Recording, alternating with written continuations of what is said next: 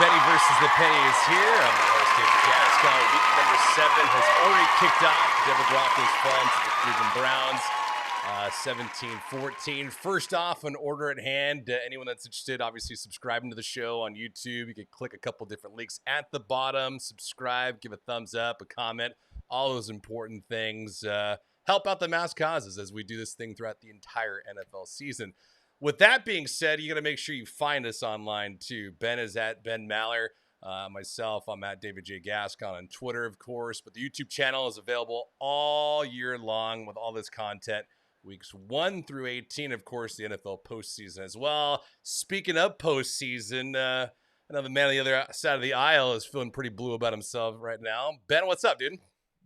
Hey, Gascon, we have all the momentum. We have all the momentum, Gascon, on this edition of Benny versus the Penny, right? We're going to take it with us. It's so listen, I'm excited to be here. I'm at the beach actually right now, which is not a good sign when you're in radio. If you're on the beach, that means you're unemployed. So I think I'm still. That's nice water though. See that I don't go on the beach in California because the water in LA, the water is like pasty green. Yeah. Like a thick kind of robust green. But when I go to the ocean and the water is like that, I'm in. Yeah. I'm Benny the Beach is what I am on that particular point. So speaking of beach, yeah. We can take a peek at last week, right? Well, yeah, we can look back. Last week was not horrible. We had a bounce back week. I got to tell you, these Thursday night games, the green team. That's a winning week, but not a great week. You win a little bit of money, but not much. It's the VIG. Get you on the VIG. Yeah. I mean, and that does include, there's always that bad beat in there that's mixed in, but I'll take that.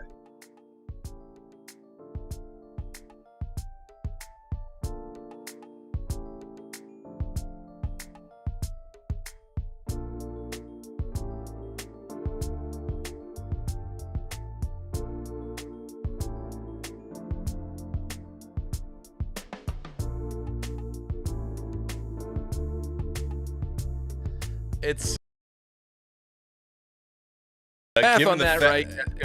It is. The math is correct. And there's an odd way to go about this thing, but we've kind of finally found our way into it. It's the medieval times edition of Benny versus the Penny. But yeah, it's like a roundabout way. That's what happened last year, though. Don't you remember week 13 or week 14? I think the Penny had one game up on you, but that was pretty much it. It was like that neck and neck towards the tail end of the season. Well, and I remember when we started Benny versus the Penny, this was the point. This was the point, Gascon, that you could take a penny or have a blowhard on the radio pick games, and it would be exactly the same. That nobody knew anything. And I think we are proving that yet again here on Benny versus the Penny. And there's a bunch of teams that aren't playing this weekend because the bye, this is like the biggest week of the buys I think we have all year. Kind of weird. Buffalo. Six teams on a bye this week, but then you look at week 8 and there's only 2 teams. I don't know. Yeah, there's a method to the madness, I think, but I don't know what it is. But Buffalo, they're not playing the Cowboys, so we won't talk about it. Urban Meyer. Urban's got plenty of time to hang out at bars in Ohio with Justin in Cincinnati and Just Josh and those guys. The Chargers aren't playing. The Vikings and the Pittsburgh Steelers. So there's some high-profile teams. Cowboys, Steelers. I wouldn't put Buffalo in there, but the Bills have a good record. So yeah, I will acknowledge, I don't know if you remember this since it was a week ago, but you did pick Seattle to cover at Pittsburgh. And oddly enough, you actually predicted the exact score, 23-20, Pittsburgh the victory in that one. Yes. So, again, throwing fettuccine Alfredo. Here's my technique. I take the fettuccine right here. I squeeze my thumb in my finger, and I throw it right there. And then whatever sticks, I go with. Yeah. So that's good. No, thanks. Look at that, Gascon. Positive. You have the Dodger. I have my lucky Dodger hat over here. I'm not going to bring it up, but I do have my lucky Dodger hat, which is, I think, I don't want to say how old it is. I think it's older than most of the people that listen to the show, so it's ridiculous. Well, you got your Rob Lowe hat on. That's what we know you for. This Your is the NFL. traditional Benny versus the Penny attire. Yeah. Representing not just one NFL team, the entire NFL. Because we don't just pick one or two games, Gascon. Some of these radio shows and TV shows, they pick only the primetime games. We do everything. No stone unturned. Everything is covered here on Benny versus the Penny. I guess the chat is going. By the way, the chat is up. I see Alf the Alien Opiner, Roscoe the Parrot is there. Taking pot shots at Colin Cowherd. Who else do I have? Let's see here. Go down those. Queen Roxanne is checked in. Late night drug tester. And wonderful. Gascon is in Vancouver, ready to call the BC Winnipeg CFL game. Is that Vancouver? Yeah, we determined that's Vancouver behind that's you. Chicago. That's Chicago behind me. Well, according to a late night drug tester, he said it's Vancouver. No, not my fault. Blame him. He's the guy. Keep things here in the United States. All right, so you have to explain this to me, even for the people that come in that are first timers, because you can't assume the audience has been around with you for the years that you've been on radio. But why pick and cap every game in the NFL as opposed to 3 or 4 or 5? Like where? Well, I'll tell you, this started because I had time to kill on the radio. But I like it. It's a hobby that I have. It's a passion I have. That this is not under the umbrella of some massive corporation paying 6 figures here to do this. As you can tell, even though this is tremendous, again, production value on this show, but it is a labor of love, Gascon. I love watching the football games on Sunday, and I've always been into gambling a little bit and trying to pick my spots. I don't bet on every game, and neither should you. But this is a public service, Gascon. Yeah. It is a public service. As we point out, good teams win. Great teams cover the spread, and this is just marginal handicapping for every single game in the NFL. And so the way I look at this, if you're a gambler, and there's gambling legal in most states these days outside the Bible Belt and a few places on the West Coast, so gambling's become mainstream. We were ahead of our time, Gascon. When I started doing this bit, it was contraband to bet on sports outside of the state of Nevada. You had to have your neighborhood bookie. And maybe you still have your neighborhood bookie, but this is for the regular schmo that wants to put a bet down at a casino. And you shouldn't bet on every game. The key to winning money on gambling, on sports, is to limit the bets. That's the problem. People cannot limit themselves. When they start winning, they bet on more games. No, that's not the way to do it. Money management is the most important thing. It's a hobby. Have fun with it. Have a good time. But once you get carried away, once you start winning, you think you're invincible, and then you bet more, and you bet more games, and you're screwed. Yeah, usually. There are games to win here. Yeah. I mean, of course there are. Even the bad games, the bad matchups. Now, I think the one thing that you need to focus in on this week and beyond is you have to pay better attention in Arizona. You have the league MVP out there right now. They're a perfect record, undefeated, 6-0. And for some god-awful reason, you are underestimating the power of Kyler Murray. It's odd. No, I'm not. I talked with Rob Parker, the great Rob Parker, who'll be at that game. Rob told me he's going to Arizona, and both myself and the great Rob Parker agreed that Arizona will have a regression to the mean. It won't happen this week. It will not happen this week, but it will happen. So we'll get to that later. But I think, Gascon, we should give the people what they want, why they came here. Yeah. And give them picks. We do have the Black Sheep, by the way, checking in. He says, aloha from Honolulu. So nice. Checking. The Inca Warrior has arrived. There's some big names. Tommy's in there. There's some massive names in the Maller Militia, Gascon, that are watching this live. It's pretty good. Live.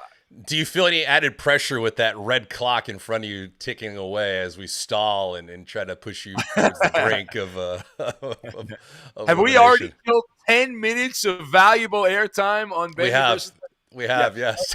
And I like the fact, Gascon, that there's a new feature on Benny versus the Penny this year. Before, we would just go on for like 2 hours. But now we have a hard network out, even though we are not a network show. We have a hard network out after 1 hour, and we will literally be cut off. And it has happened the last couple weeks in mid-sentence. Cut off, Gascon. It's good. Unreal. Now, with all due respect, I might have been at the Hard Rock in San Diego, which called me to attend to some different things around the city. But I have to do what duty calls for me to do. So, all right. Well, I look at the board there, and my board is different than that board. So, we're going to change it up a little bit. I'm going to start with the early television window, and I'm going to start with one of my picks of the week here, Gascon. Cincinnati 4-2 at Baltimore 5-1. It is on CBS with Kevin Harlan and Trent Green. And this is one of my best bets of the weekend. I love this game for multiple reasons. I do. I love this game for multiple reasons. Now, the Ravens opened a 6.5-point favorite. They are favored by 6.5 at M&T Bank Stadium. I am taking the Cincinnati Bengals in this game. That is the pick, one of my best bets of the week. I'll start with the best bet. I love me some Joe Burrow. Joe Burrow's the man. He leads the NFL last 4 weeks, averaging 9+ yards per pass thrown. That is a massive stat in the win column when you can get 9 yards per pass attempt. There are obviously holes to exploit there in the Ravens defense with Jamar Chase. Joe Burrow and Patrick Mahomes, the only players with multiple touchdown passes in every single game this season.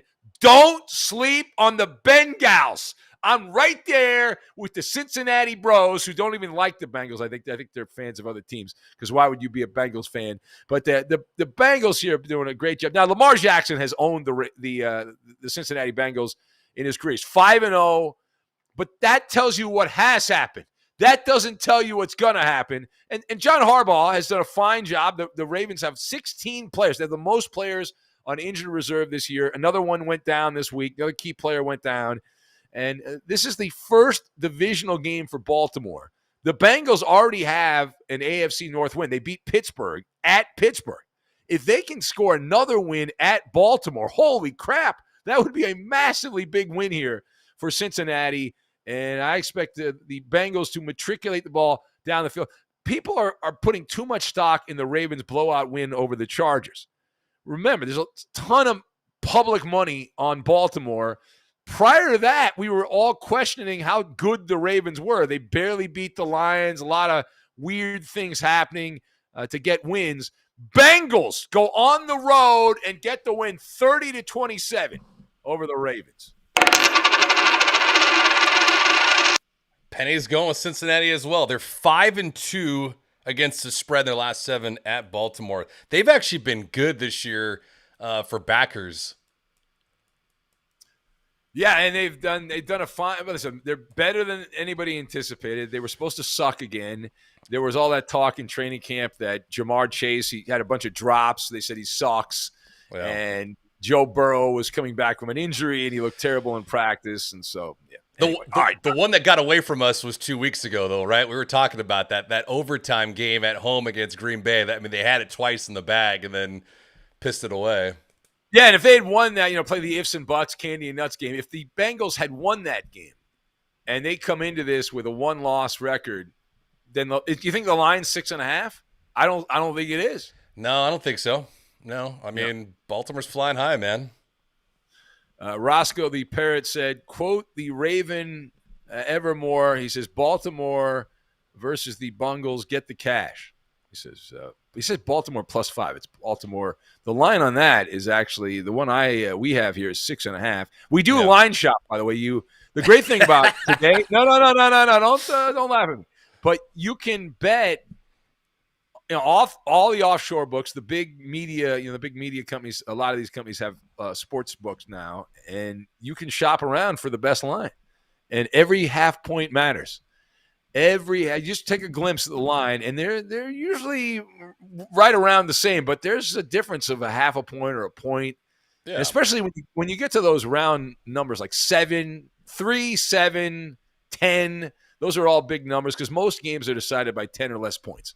And a lot of games are decided by a touchdown or less. So if you can get over a touchdown, you're in good shape. All right, next up, Carolina at the Giants. It's on Fox. What a stinker this game is. Giants are 1-5. Carolina back to earth at 3-3. Adam Amin and Mark Schlereth have the call. You gonna be watching this game, Gascon?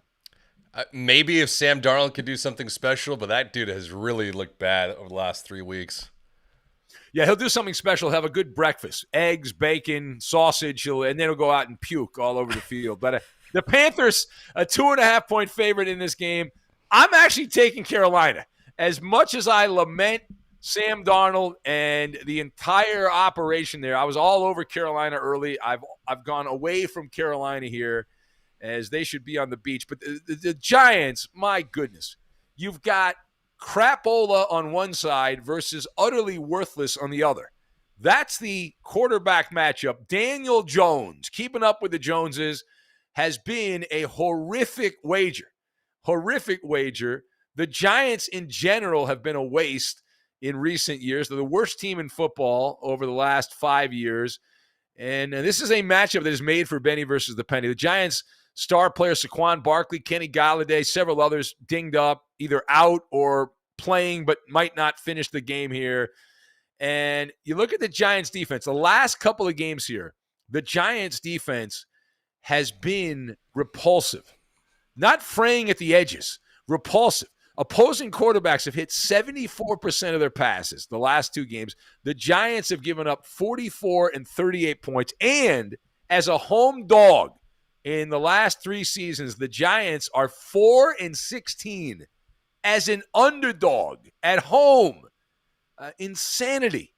And I can give you some Daniel Jones numbers as well. He's been terrible.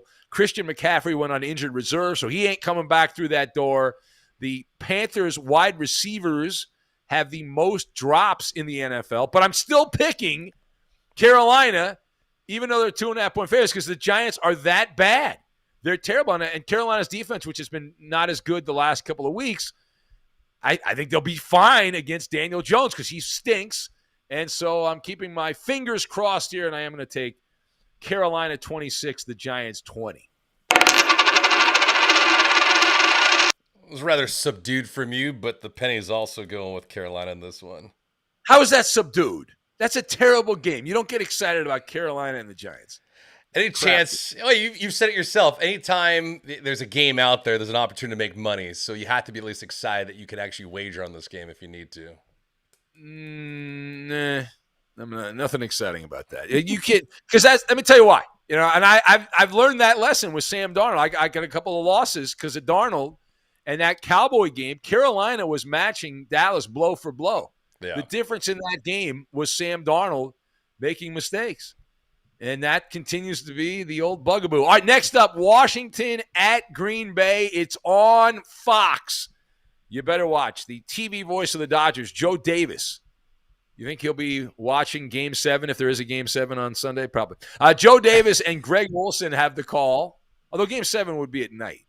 No, after. I saw it. It was Game 7 would be at 4:38 Pacific. Oh, is that right? Okay. Yeah. Well, that would still be, this is way after the Washington-Green Bay game. But the Packers, they opened a 7.5-point favorite at Lambeau Field, and the Packers are 8.5-point favorites, up to 8.5. This line was actually up to 10 at one point. Yeah. It's going to be cloudy, 48 degrees, just down the street from the Maller Mansion my brother owns in Appleton, Wisconsin there. Now the pick, I'm going to take the team to be named later, Gascon. I'm taking the Washington X, or whatever they're called. This is not going to be a big play. This is a good spot, though. You always look for the spots. Like where's the angle? This is a good angle. The Packers are coming off an important divisional win over the Chicago Bears. Aaron Rodgers, I own you, which the media had a field day with. I didn't really spend too much time on that, but Rodgers shouting at a Bears fan. Good for him. Fine. Wonderful. Whatever. So now they play a pathetic Washington football team, Green Bay, before a short turnaround, right? So you got a short turnaround. They have a date with your favorite quarterback, the little guy, the little munchkin in Arizona on Thursday night. And so this has the setup, Gascon, of a sleepwalk special for Aaron Rodgers. Green Bay, we know they're a top-heavy team. Davante Adams leads the NFL this year in receiving yards, and he's got 502 more receiving yards than the next closest teammate on the Green Bay Packers. The thing that gives me pause here is just the general zeitgeist of Washington. Ron Rivera has been a terrible bet as a dog, 0-4-1 as an underdog of at least 7 points in Washington. But I also look to where the wise guys are betting, the sharp bettors, the syndicates, and they're on Washington. There's a lot of Washington money from the big whale gamblers that do this stuff for a living. They're on the side of Washington. I like to be on their side. Washington's defense is allowing 31 points per game. Green Bay could fart and score 31 points in this game this week. But, look at all the numbers and everything says, Green Bay this, Green Bay that. But I'm going to take Washington because you're getting over a touchdown. And this is a game the Packers can just kind of lollygag and play like zombies and still win the game. So I'll take the Packers 27, the Washington former Redskins 20. Penny's going with the Green Bay Packers in this one. Zeitgeist. Such a good word. It's a fun word. I need to use the word zeitgeist more. Yeah. Green Bay, check this out. Now, Green Bay's got 5 wins, but only one of them by 10 or more points. Remember they had to come back against the Lions, trailed at halftime in that game. So it's not like the Packers have been a juggernaut. All right, next up. It's kind of like Kansas City, though. Like you've talked about that. I mean, we took Kansas City last week, but they've been dreadful against the line in recent years. Yeah, they've been a terrible wager, the Chiefs, Andy Reid's team, which they were a great bet, and then it turned on a dime. Once they became – no, I think what happened is once they became good and people started paying attention to Patrick Mahomes and all that and the collaborative effort with Andy Reid, right about that point, people started betting a lot of money on Kansas City, and all of a sudden, the Chiefs almost never cover. Yeah. Go figure. You think that's a coinky dink? I don't know. Anyway, Kansas City 3-3, Tennessee 3-3 as now well. Now the Penny marked this for you as a specialty play of the week, just because the total in this one is amongst the highest that we've seen over the last 6 weeks in the NFL. Yeah, this is not one of my best bets, but I will handicap the game. So Kansas City, this is a good game. This is the game of the weekend in terms of if you look at the card, what will have the most meaning? Because if Kansas City, they've already messed around enough the first 6 weeks. You can't go back under 500 here. They could if they lose this game. Eagle. Yes, Charles Davis have to call. Do you think there'll be a prop bet? Who has more yards, Patrick Mahomes or Derrick Henry? Yeah, well, exactly. It's neck and neck. I think I could get 7 yards per carry against the Chiefs defense. They're so terrible. But I am going to take Kansas City at Nissan Stadium there in Nashville with your old buddy Clay Travis there in the crowd. I'm sure he's still a season ticket holder, right, for the Titans. Oh, yeah. I think he is. Anyway, huge fan. Mostly cloudy, 72 degrees. I'm taking Kansas City. The Titans, this is another one of those where you look for the angle type situations as a gambler. Titans coming off a surprising win, comeback win late against Buffalo. They are now moving up everyone's power rankings in the NFL. People now starting to notice the Titans again and taking a flyer on Tennessee. But now they go and take a buzzsaw in the face from Patrick Mahomes and the Chiefs. Now, Kansas City is the ultimate helter-skelter team. Great on offense, horrific on defense. And the Tennessee Titans secondary, if you're watching the game against Buffalo, you likely noticed that multiple players in that defensive backfield were dinged up, came out of the game. It's a short week for them. They're going to need reinforcements in the secondary, and they are a lot of bruising there, a lot of cruising for a bruising, as the old song goes there. Patrick Mahomes, he has made a lot of questionable passes, but if you look at the interceptions, 3 of them were bounced off the hands of Tyreek Hill. If the receiver touches the ball, to me, that's on the receiver, not the quarterback. You got to catch the damn ball. And Mahomes has been burned by 3 interceptions in that. I think Travis Kelce, 1 bounced off his hands here. He leads the NFL, Mahomes, in passing touchdowns. I'll give you all the numbers. All the numbers. Titans have allowed, check this out, Titans have allowed 6 passing plays of 40 yards or more. 3rd worst in the NFL. And Kansas City has 5 plays of 40 or more yards. This is setting up to be a back-and-forth situation here offensively. Because there's no way Kansas City is going to handicap Derrick Henry unless they kick him in the ankle or something like that. But I'm going to take the Chiefs here. I think this is a Kansas City game where they pull away late. Chiefs 35, Titans 27, the final. Penny's going with Tennessee in this one. You know Kansas City is 1-4 against the spread in this matchup last 5? It goes back a long time, though. This is the Ryan Tannehill era. The Ryan Tannehill era is in the house. Queen Roxanne on that Packer game says, arrogant Rodgers can win all the regular season games he wants just to lose in the playoffs. Hey, fun fact. That reminds me, quick pause, as we wait for everybody that's in the chat right now to give us a thumbs up. We're still waiting for that. Happy to report the hats are in. You have some loyal listeners. Got those in, Ben. That's good stuff. We got like a handful of hats from the Negro Leagues, and I got 4 of them. I think Roberto and Coop got a couple. Then you had 2 or 3. One didn't fit, but the other 2 were pretty solid. Yeah. Well, I got a nice Arkansas Razorback hat, which is added to my collection. It's a good looking hat. It fits well. It fits the big dome, and I'm happy about that. So nice. Thank you to the hat benefactor. We've talked about him a lot on the podcast, Gascon, because this guy is killing it. At least he says. I don't know. People can say anything they want, but he started buying returned items from Amazon and then selling them. And Blake is the guy's name. And this guy, Blake, he sent me some photos, and it all looks legit. I haven't done the bookkeeping on that, but he's tried to get us involved in that, Gascon, and I don't think we can afford to buy one Amazon truck at this point. Yeah. I think he's probably had more time on his hands the last couple Saturdays, given the fact that Arkansas has taken a tailspin in recent weeks. Yeah, they've taken it in the shorts, big time. Big time in the shorts there. All right, moving on. Atlanta at Miami. I saw Brian Flores gave a vote of confidence to Tua Tagovailoa. Sure. Does that really matter? Sure. My old radio partner Chris Myers has the call on Fox in this game with Daryl Moose Johnston, the former Cowboy, and you see the records. Miami 1-5. They are without a doubt the worst one-win team in the NFL. If you go by the statistics. In some areas, they're actually worse than the Detroit Lions, even though the Lions haven't won a game yet. Atlanta 2-3. The Falcons a 2.5-point road favorite. Typical Miami weather. Temperatures in the low 80s and rain showers at kickoff in the area at Hard Rock Stadium. So I'm going to take the Falcons here. I'm going to take the Dirty Birds.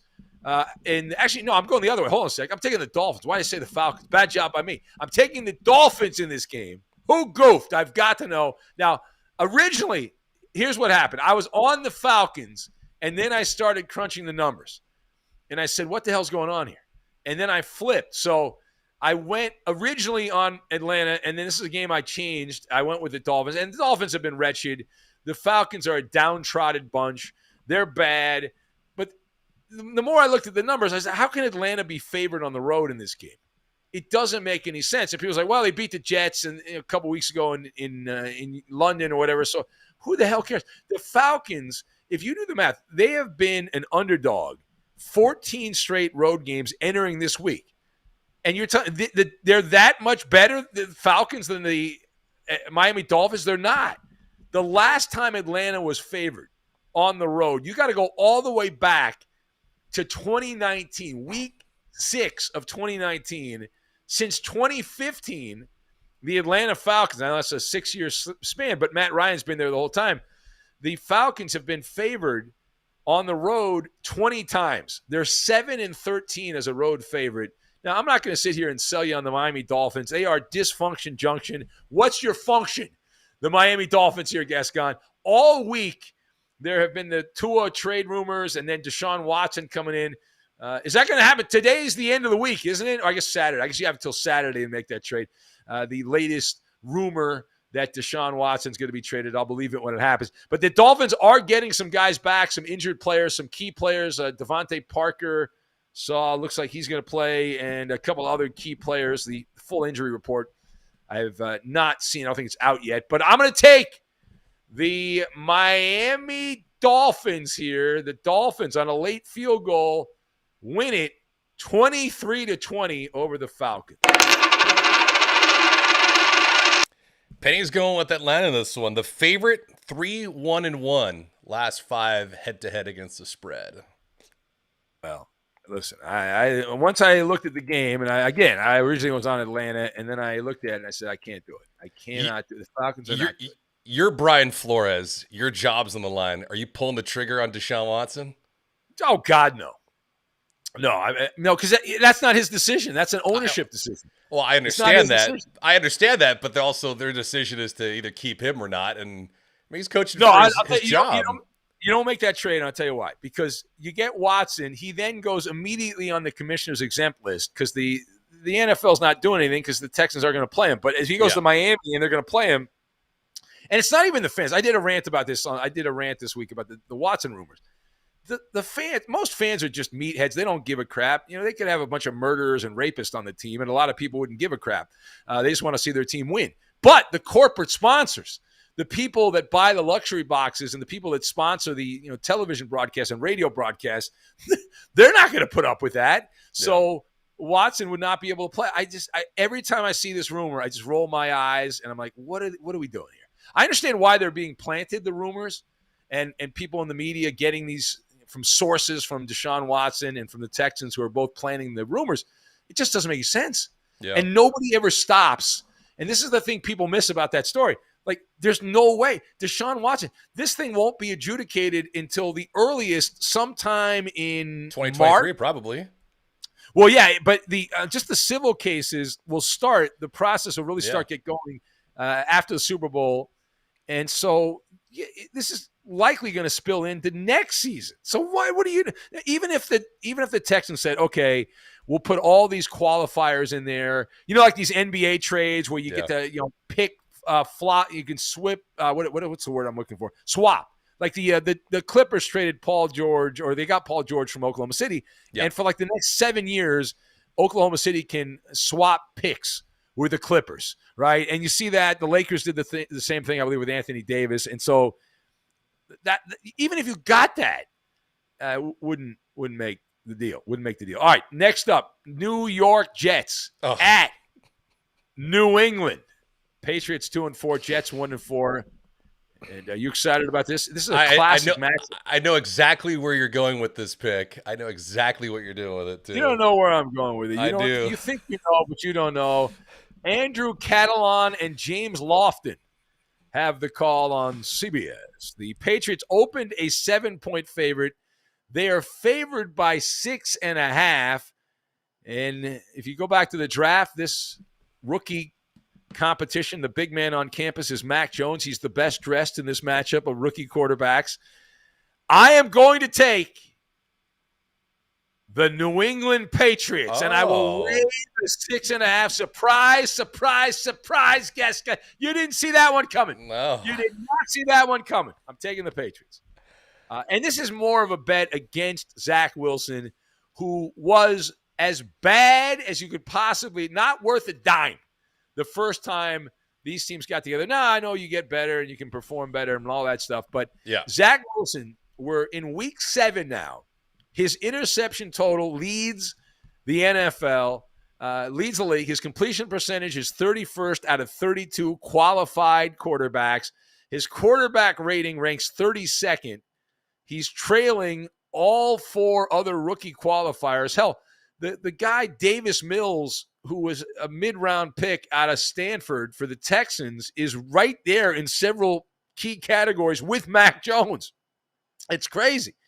Or with Zach Wilson, rather. Mac Jones leads the NFL with 5 games of 70% completion or better. He's got devilish charm when he's out there. Now, a lot of those passes are going for 5-6 yards. They're not going down the field. But the Jets are one of 4 teams that has been an underdog every game this season. They deserve to be an underdog. Now, this line, you say, it's inflated. I actually don't think it's inflated. This is the week the Patriots need to go out there and win by double digits. And this is all set up for them. Bill Belichick, since Tom Brady left, the Patriots are 9-13 straight up. That's a 409 winning percentage. The only wins have come against the Jets and Texans this year, and they had to come back, the Patriots, against the Texans, a sloppy game. And that's been the theme here. Like, I'm taking the Patriots, I'm laying the 6.5, which I don't like to do, and I'm banking on New England putting up a relative clean performance here. The Patriots have committed multiple turnovers in every game this year except week 2 against the Jets. They didn't have any in that game. And if you look at the angle on it, it's not a great gambling spot because the Patriots are coming off a loss to a Cowboy team, a high-profile game. They've got a West Coast road trip. Next weekend they play in L.A. against the Chargers. The public is betting on the Patriots. So I'm probably going to lose this bet, but I can't bet on the Jets. So I'm going to take the Patriots. I'll lay the 6.5. I'm falling for this one. Hook, line, and sinker, Gascon. Patriots 27, Jets 7. I'm utterly shocked that you did that. Penny's taking the Patriots as well. Jets are 2-6 against the spread. Last 8 against the Patriots.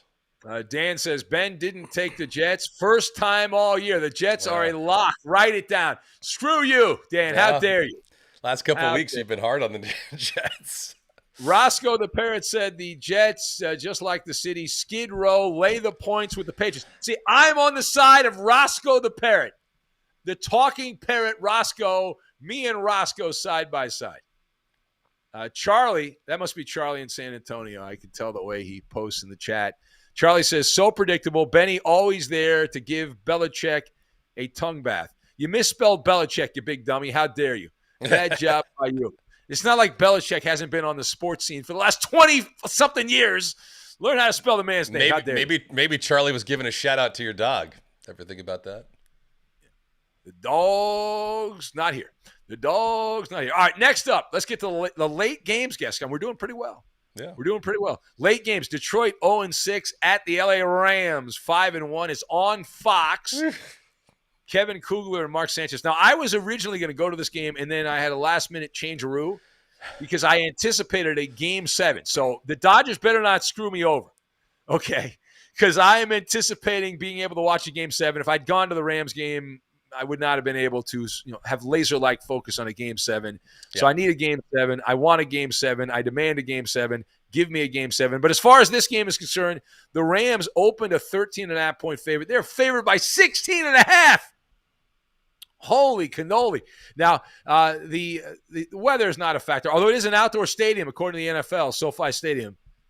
We've both been there. We've seen a roof over it, but there is a we got lightning delaying a game. Was it Chargers and Raiders a couple weeks ago on Monday night? Yeah, Monday night. That was an omen for John Gruden. That was an omen. It was not going to go well for Coach Gruden there, former Coach Gruden. All right, so I'm going to take the Lions in this game, Gascon. I'm doing it. I'm taking the Lions. Jared Goff versus Matthew Stafford. That is above the marquee. It's really Jared Goff versus Sean McVay, Matthew Stafford versus the Lions. Why don't we start with Jared Goff? One of my favorite stats that sums up the level of suckage of Jared Goff. And I watched this guy with the Rams for the last few years. Jared Goff, when he is playing quarterback with any coach other than Sean McVay, is 0-13. All right, 0-13. With Sean McVay, he was 42-20. You can't do that. Yes, 42. Sean McVay. How are you going to do that? You're going to include Jeff Fisher and Dan Campbell? Yes. Because this is a case of a coach coaching up the player. Oh. And we know that Sean McVay, remember, he would have to tell Jared Goff's such a big dummy that McVay would have to tell him the play right before they turn off the mic and the quarterbacks. He'd be at the line of scrimmage waiting for the football. And Sean McVay, they actually started running a hurry-up offense, a version of a hurry-up offense, because they cut off the clock in the helmet. Okay? And so McVay, realizing that if they cut off the clock and Goff, he can't spoon-feed Goff, that Goff will hyperventilate. He won't be able to breathe. And so great coaching by Sean McVay to coach him up. And Jared Goff, listen, he's no good. But I am betting on him, so I guess I need him to play decently here. Matthew Stafford. Now, you were talking a lot of crap. A lot of people talking, you know what, about Matthew Stafford here. I haven't heard a lot of noise about Stafford lately. Matthew Stafford, 16 touchdown passes this season, the most in NFL history in a player's first 6 games with the team. Nobody has done it better than Matthew Stafford. He has been cleansed from the Honolulu Blue. And there's nothing more enjoyable than going against a former employer and going for blood. And they can all downplay it and say, I don't know, it's not that big a deal. I got a lot of friends over there. No. Word to the wise. You want to lay it on. And I expect Stafford to play great in this game. Why not? The Lions don't stop anybody. Did you know? Here's an amazing factoid about Matthew Stafford. It's going to blow your mind, Gascon. You ready for this? Sure. Matthew Stafford has never been favored by more than 10 points in his NFL career until this game against his former team. Never, which makes sense. The Lions were a bad team, but you thought the Rams were, I think they were finished at like 9.5, something like that against the Giants last week. But this is the first time ever that Matthew Stafford, who's been around the NFL forever, and the first time ever double-digit favorite, 16.5. Way too many points. I'm going to need the backdoor cover. I'm going to need a block kick. I'm going to need an interception, a tipped interception, so a fumble at the goal line, some of those wonky things to happen. But I only need 1 or 2 of those things to happen for the Lions to cover the spread. Lions have been blown and eviscerated off the field here recently. They got a bunch of second-stringer guys that are playing because of injuries. Detroit has not been this big an underdog since 2009, by the way. That's how massive this line is. Rams, 35. Lions, 20. That's for Detroit. Penny's taking the Los Angeles Rams in this one. Not like the Rams are lighting anybody up. I mean, you beat the Giants. You beat a banged-up Seattle team. You lose at home to Arizona. You beat a bad Bears team. You barely beat Indy. I don't know. I barely. Right, I mean, you win by 3 at Indy. You keep sleeping on the Rams. And over here on this side, the side I'm on, not sleeping on the Rams. What place are they in the NFC West? What week is it? Week 7. Answer my question now. What place are they in? Here's what you don't understand. I have seen the script. Okay, I have access, being in the media, the cartel, the Illuminati.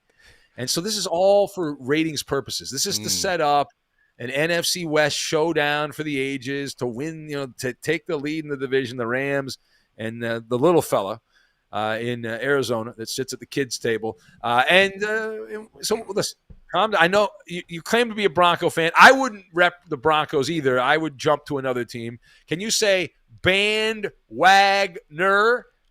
Yeah. Bandwagon. Alfie Alien Opiner says, gag on sidetracking Ben, then complains about the clock. That's true.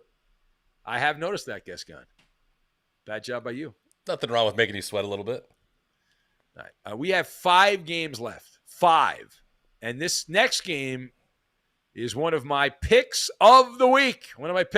Best bets. Philadelphia at Las Vegas. The matchup from Allegiant Stadium. The Raiders open up a 2.5 point favorite. They're 3-point favorites right now. This line has stayed flat.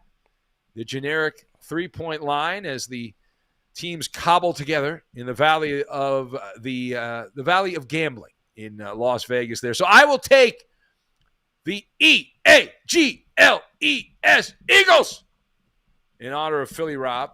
The Raiders. This is a letdown spot for the Raiders, Gascon. You know it's a letdown spot. They won in Denver, and they won that game on raw emotion after the John Gruden email scandal hit the fan. And now it's back to earth against a bad Eagles team. But a Philadelphia team, if you look at the numbers, they match up very well. That defense can get after the quarterback. They've shown a propensity to do that against Derek Carr and a ragtag, motley crew of an offensive line. Las Vegas, I know this is all with John Gruden, but Las Vegas, last 6 games against the spread, They are 0-6 as a favorite. They are 3-9 as a favorite. This group of Raider players, Derek Carr, and the roster hasn't turned over that much since 2019, 3-9. They've not been a good bet. Philadelphia is well rested. They're coming off that mini bye. They played Tom Brady and the Buccaneers. How great was that backdoor cover? The Eagles ran a 2-point conversion to get the backdoor cover in that Thursday night primetime game. Thank you very much. Good job. Rock, paper, scissors. Philly, they don't run the ball. They're one-dimensional. They have 78 rushing attempts through 6 games. That's second fewest in NFL history. There's no run-pass balance for the Eagles, and the passing game has been wobbly. But I am betting on the Eagles here because Jalen Hurts will match up against a weak Raider linebacking core. The Raiders are terrible at getting after running quarterbacks here. And if you look at the numbers on this, the Raiders 26th against the run. A lot of that add-on yardage. You saw Lamar Jackson earlier this year. I'm going to take the cheesesteak here and the Eagles to win as the Raiders come crashing back down to earth. It's kind of like when you have a sugar high and then you come off the sugar high and it's like, what happened? Eagles 26 and the Raiders 23. Penny's going with Philadelphia as well. I was going to say it's more like going on a date with a hot woman, then all of a sudden you start asking her some background questions, and then you ask her for the number, and she gives you the number, and the number's triple digits, and you're like, whoa, that's all a right, big come number. on. I don't even know what you're talking about here. Could be anything there. Could be anything. Rack your brain, Gascon. Rack your brain. All right. Roscoe the Parrot says, take the Eagles +3 versus the Raiders. There you go. What else do we have here? Can't see that. Page down here. All right. Let's move on. Chicago 3-3 at Tampa Bay. It's on CBS. Jim Nantz and Tony Romo have the call. It's not a great matchup. It's a big mismatch. Buccaneers favored by 13.5 now. It was 12.5 to 13.5. I just saw the line earlier up to 13.5 at some of the offshore books at Raymond James Stadium, where the Buccaneers and TJ Reeves will be roaming the sidelines. Our former colleague at Fox Sports Radio is the Bucs sideline guy and former guest on the Fifth Hour with Ben Maller. So the Bears' offense is embarrassing. Their passing attack is a joke, but they've managed to win 3 games here. So I am going to make a deal with the devil. I'm taking the Chicago Bears, to get the cover in this game. And another one of these matchups where originally I was on Tampa, and then I don't like betting double-digit favorites, even though this year double-digit favorites have been a good bet. They've been surprisingly good, bumping the uglies there around, playing the ugly teams in the NFL. So, but I'm taking the Bears. The Bears' offense is in the Stone Age. I realize that. Chicago is last in the NFL in total offense. Even though, this is amazing, they're 7th in running. That's how bad the passing game is. But this line is inflated. The Tom Brady effect. The wise guys are on Chicago as a result. This is a nuisance game for Tampa. All right, what do I mean by that? The Buccaneers have a date with a divisional rival opponent here, the Saints, next week. And that's a bigger game, NFC South. The Bears, you don't get up to play that Bears team. The Bears defense leads the NFL in sacks, though. Here's the key thing. Now, they do have Khalil Mack and Hakeem Nicks that didn't practice this week. Khalil Mack's got a bad foot. Hicks has a groin injury. There's some other guys on the COVID list. So they are banged up. And I'm assuming as we're doing this in real time that those guys, Mack and Hicks, are going to play. But, hey, it's football. Tom Brady is mortal. You start getting the pass rush on him, and he's got to hurry up, and he's not going to be quite as good there. Tampa Bay is a one-dimensional team as well. They are amazing at throwing the ball. 28th in the NFL, though, in rushing. They're very similar to the Tampa Buccaneers. The defending champions of the NFL don't have a 100-yard rusher this season. So I'm going to take the Bears defense, and Justin Fields is terrible, but the Bears are 2-2 in games he started. So they've managed to hang around and win some of these games. They're not going to win this game, but all I need is a backdoor cover. Did you see that stat on Tom Brady, though? It's not really a stat. It's a factoid. Tom Brady's been in the NFL since 2000. This is the first time as a Michigan alumnus he will play a game against an Ohio State quarterback. Oh, wow. How is that possible? It's not like Ohio State has had good teams. They've had NFL quarterbacks, but they've never matched up. Anyway, Bucks 33 and the Bears 20. Penny going Tampa Bay in this one. A lot of chalk, but rolling with the home team. Chalky McChalk. You stay away from the chalk. All right, you excited for this next game, Gascon? This is your guy. You're going to get all bug-eyed now? We got. You should get a Kyler jersey. You should get that. Why not? They only sell them in the kid sizes. I don't have the all size. I don't like wearing jerseys. Cover my arms. Well, no, you could be like that. You put a car cover on a Ferrari, Ben. Wow. Really? Let's go talk about the 6-0 team. Let's go. All right. Talk about the perfect team. Houston 1-5, Arizona 6-0. It's on CBS with Greg Gumbel and Adam Archuleta. The Cardinals, an 18-point favorite. What a joke. What a joke. An 18-point favorite. Sunny and in the 80s at State Farm Stadium in the Valley of the Sun. I'm taking the Texans. Texans. Woo! I guess Zach Ertz, he's going to make his debut, right? I read that. Zach Ertz, they made the trade with Arizona for the tight end, formerly of the Eagles. This is a look-ahead spot for your favorite little quarterback, the little fella, the bug on the rug. Look-ahead spot for the Cardinals. They're the darlings of the NFL. They've got people like you giving them fellatio on media here. They get a cream puff in the Texans this week, and then they have a quick turnaround. They play the Thursday night game against Green Bay and Aaron Rodgers. You think that game's going to be hyped up by the NFL media cartel? And so that's a rise to the challenge game. This is not a rise to the challenge game. Kyler Murray, though, I did find a weakness in the little fella. He is tied for the NFL lead with 6 fumbles. Let me repeat that for those of you in the back there. Kyler Murray is tied for the NFL lead with 6 fumbles. Those little hands, those little petite hands causing problems. Arizona is way, way, way over the top on this line. The Cardinals have not been a 17-point favorite since. You know when, Gascon? You want to take a guess when the last time the Cardinals were this big a favorite of over 17 points? This is when Jake Plummer was their quarterback. Try again. Kurt Warner? How about week 8 of the 1970 season against the Boston Patriots? Oh. It's been over 50 years. Wow. Over 50 years, and they've only been bigger favorites once in the Super Bowl era, and that was back in 1966. So Arizona, they have not been even a double-digit favorite since 2016. And I get it. The Texans are terrible, and the Cardinals should win this game by a gazillion points and should be amazing and all that. But 18 points is too many points. And am I going to need Kyler Murray to fumble at the goal line? Sure. Do I need the Texans to have an early touchdown and some long runs? Yes.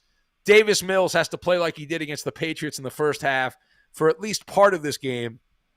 Cardinals will get the win, but the Texans will win the money. Cardinals 40, Texans 23. Penny's going with Arizona in this one. All right, next up, I see Supermarket Steve, by the way, alive and well in the chat. You get nervous? Can you cap 2 more games in 5 minutes and 20 seconds? I'm a professional broadcaster, guest. Okay. I can also promote the podcast with Stay Awake with Jake Warner.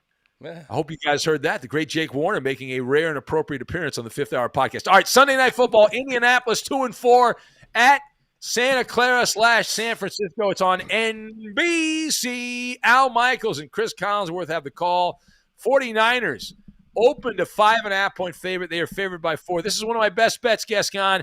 I love me the horseshoes. I'm taking the Colts. Wow. Love the Colts here. Colts come around season here. They bounced back here.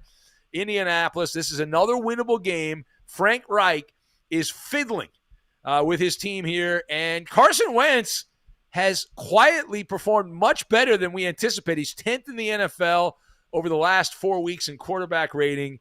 And he's better than Tom Brady and Lamar Jackson over the last 4 weeks.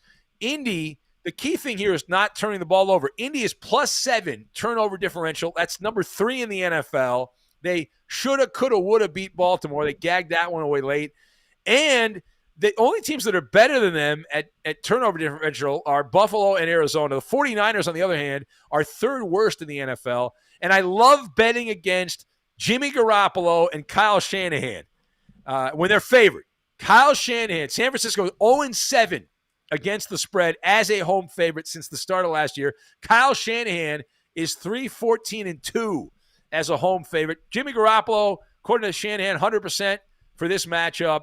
That means Charlie check down. I'm going to take the Colts to get the win on the road. The wrong team is favored here. Colts 26, Niners 23. Penny's also going with Indy in this one. The road team 4-1 last 5 matchups against the number. So Penny's rolling with Indy. Roscoe the Parrot says the Cardinals' biggest favorite since 1970. Texans get the cash. Again, me and Roscoe are on the same page here. No wonder he's a fucking parrot. That dope Frank in L.A., who's not even a Ram fan, he's a Charger fan. What's wrong with you, Frank? Yeah. What's wrong with you? And it says Cardinals by 28. All right, next up, Monday Night Football. Last game, Gascon. I've made it to the final game here. New Orleans at Seattle, 2-4 is Seattle's record. New Orleans 3-2. It's on ESPN. Steve Levy, Brian Griese, and Louis Riddick have the call. The Saints opened a 3-point favorite. New Orleans is a 5-point favorite. 5. Light rain, temperatures in the 50s at Lumen Field in Seattle, the house that JJ and Renton and Jay Scoop and Robbie the Mariner fan built. I am taking the Seattle Seahawks. Give me some Geno Smith. Give me some Geno Smith. How about that? Made his first start since 2017. Got the cover against Pittsburgh last week. Overtime loss. And Geno Smith, 4-12 in starts going back to 2014 for what that's worth. Who the hell cares? Geno versus Jameis Winston. Woo! What a matchup. This is the first time the Saints and Seattle have played with neither Drew Brees or Russell Wilson starting at quarterback since 2004. Wow. The quarterback matchup was Aaron Brooks versus Matt Hasselbeck. Oh. Back then. Wow. That's an old timer. Listen, I just love Seattle getting points. The Saints aren't that great. Let's stop with the nonsense about New Orleans. Geno Smith has covered 6 straight starts. Also, that's a meaningless stat because that goes all the way back to 2014. Home team 5-1 on Monday night, Gascon. 5-1 on Monday night against the spread. Seattle's been a great bet as a dog with Pete Carroll. Seattle 7-2 as a home dog under Carroll. And they've done a fine job at that. So I will take the Seahawks. They win this game. Surprise, surprise, surprise. Seattle 30 and New Orleans 27, the final. Penny's going with the Saints in this one. Kurt Warner's not walking through that door for your Seahawks. Steve Largent not walking he is through that actually. door. Wait. This is the Monday night game. Doesn't he do the radio broadcast the Monday night? I meant the other Kurt Warner. What's wrong with you? No, I'm talking about the Kurt Warner. I'm talking about Kurt with a C, not Kurt with a K. No, nobody knows who that is. You're old, man. You're dating yourself. I played Tecmo Bowl. I know this. Hell, people don't even know who the other Kurt Warner is at this point. It's been so long since he played in the NFL, right? My God, time goes so quick here, right? That's not good. That's not good. All right. I got to promote 5th Hour Podcast. You got the Jake Warner podcast today. That's available on any of the podcast formats. Yeah. What else do we have to promote, Gascon? We've got podcasts all week on the mailbag on Sunday. I think you're going to show up for that one. You didn't show up for the Friday podcast, but I think you'll be there by Sunday, yes? I hope so. Yes. We'll see. You hope so. A lot of things. I've noticed a trend. You show up just to answer the listener questions. You seem to like the mail. Yeah, they like me. I respond to them. I get hats. I get gifts. I love all the goodies from the listeners now. So I give what the audience wants. Remember when you used to call me Benny the Beggar because I begged? Now all of a sudden you're like, oh, I love all the goodies the Maller Militia give. I can't